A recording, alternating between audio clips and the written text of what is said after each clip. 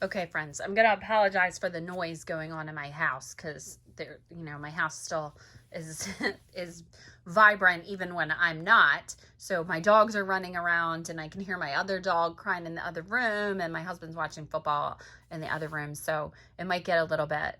You'll be able to hear me louder than you'll be able to hear them, but I just want to apologize in case.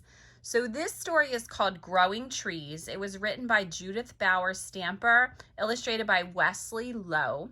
And again, this is another part of the science part. So it is told from this little girl's perspective, but I do want you to be paying attention to the science part about trees and why they are alive, okay? This is a picture of my tree and me. We have been growing up together for a whole year. So there's her tree. And there's her. Now she's going to tell you about it. It all began last summer. I went to visit a national park with my mom and dad. A forest is a great place to learn about trees. There are trees as far as you can see.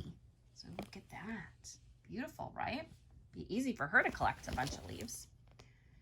We took a hike with a forester, an expert on taking care of trees in the wild. The forester showed us small, young trees and big old trees that were like towering giants. Look at that. So that's how they see, look. So there's the baby ones, and there are the big trees. And the forester was telling her all about them.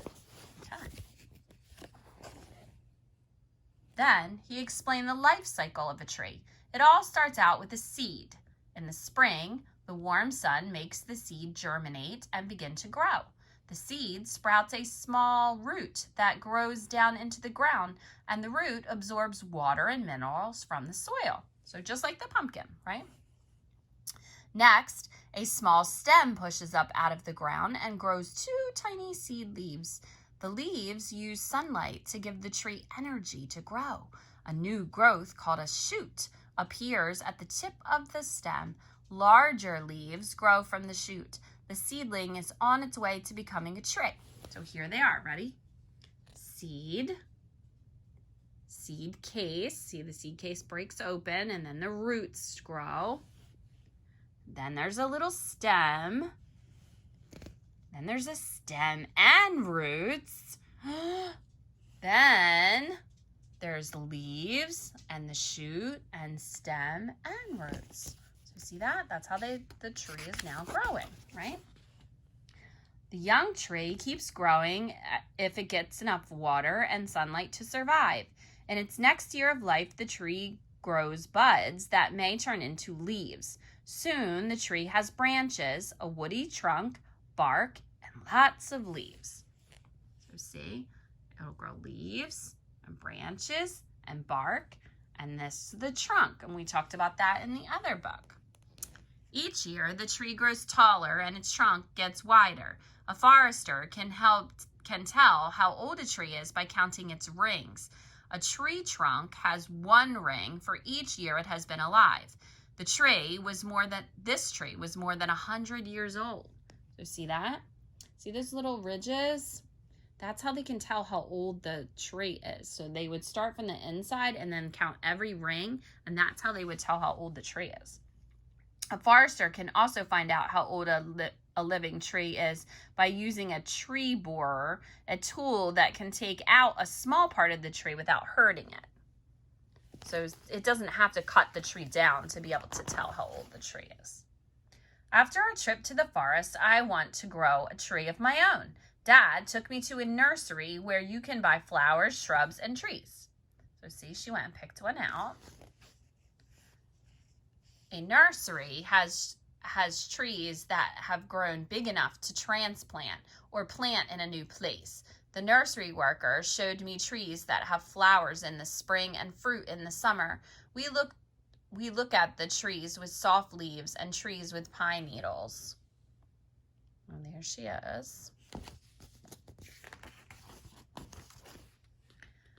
I chose a maple tree. My tree was already more than 4 feet high, just a little taller than me. So see, she wanted a real tree in her yard, so she picked one out that was already on its way to growing. The nursery worker helped us choose a shovel to plant the tree. She recommended organic fertilizer to feed the tree as it grew. Then she went over the instructions on how to plant my tree. She said, what a good job she did researching, right? I picked out a place in our backyard where the tree would have lots of sunlight and lots of room to grow. Then Dad and I dug a hole with a shovel. The hole was as deep as the tree's root ball and about 3 times as wide. So see, dug the hole, put the tree in. We carefully lowered the tree into the hole. We loosened the burlap around the bag around the roots. Next, we fill in soil around the tree. I added organic fertilizer to the soil and sprinkled mulch on top. Then I gave my tree a nice drink of water. She's taking very good care of it, isn't she? Because it's alive, remember. Dad asked an arborist to check the other trees in our yard. An arborist is like a doctor for trees. She pruned the branches of our big trees with pruning shears. So those big things right there are pruning shears. That's what she's going to take off the dead part so that it grows better. She checked all the trees for signs of disease. She listened for bugs by using a stethoscope. She looked like a doctor. One of our oldest trees had been damaged in a storm. The arborist used a handsaw and a chainsaw to cut off 2 broken limbs. So she cut off all the dead parts. And look at her. She actually is an arborist. She's a doctor for trees. She's actually checking the tree to make sure it's okay. I asked the arborist to check my tree. She said it was doing just fine. She added a stake to help it grow straight. So see, those are just to make sure that it doesn't lean one way or the other. When the weather turned cold, my tree's green leaves turned bright red, and then they twirled to the ground. Look at that. So even the tree, as little as it is, it's still, the leaves change colors anyway. Isn't that cool? Even though it's not full grown. The next spring, my tree grew buds and turned into leaves. Over the summer, it grew branches with more leaves. Its trunk grew thicker. There it goes. Close-up of a red maple branch with buds on the spring. So that's what it would look like close up. This is a leaf from my red maple tree. It has, sorry, I don't want the glare. It has 3 lobes that have saw-toothed edges. So this is what a maple leaf looks like.